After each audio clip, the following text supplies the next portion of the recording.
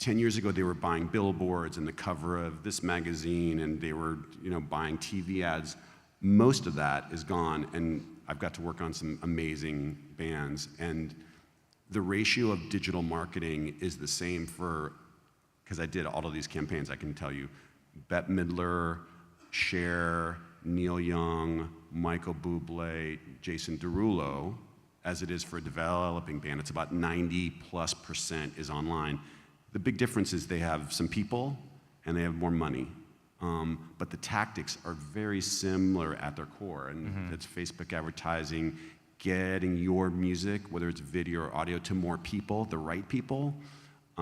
Spending $5 on Facebook is really easy and low risk, but if it's wrong, it's not, you just burn the cash, right? Like, pick bands who you think you're like, pick the age group of people that are already your fans. There's a lookalike feature on Facebook that you can say, go find fans like mine that currently follow me now, but don't. The data will always be better than humans in the ad space specifically, and I think that it's really important, to his point. If you're not targeting the right people, you don't have to spend a lot of money on Facebook. I think you can spend $1 and run an ad. Yeah.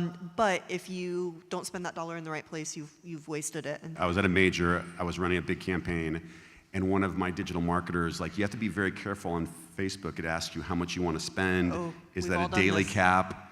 When's the end of the campaign? And God love her, she left it on and she forgot to put an end date, and I got a bill for 20 grand, I'm not lying. And I just called Facebook, I'm like, user error, man.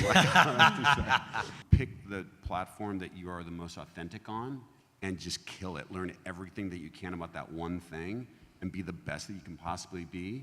And then you could repurpose the photo that you took on Instagram to your Twitter account and your Facebook thing, right? But just go kill one thing. And we really spend the first hour just diving into kind of who they are, and then the second hour we'll dive into, sort of platform-specific things. But we always really start by asking the artist and everyone on the artist team to individually write down what are the 5 words that if a fan was describing you to their friend, you would want them to say. And it works out really well when they have relatively the same words, and there have been a couple of very awkward experiences where they have had very different words. If you only have a certain amount of money to spend on tour press or a release, a publicist is not going to do the same job as what a marketer might do. There might be some overlap, but you can hire a publicist and get amazing press. And I've seen this happen to artists. They get amazing tour press.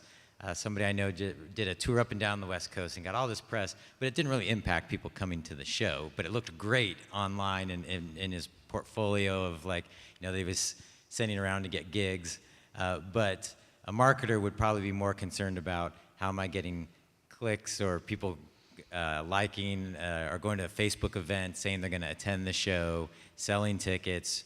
So there is a big difference, and before you drop a bunch of money on somebody, you need to iron out those expectations and make sure they're in line with what you're hoping to get from the money you're spending.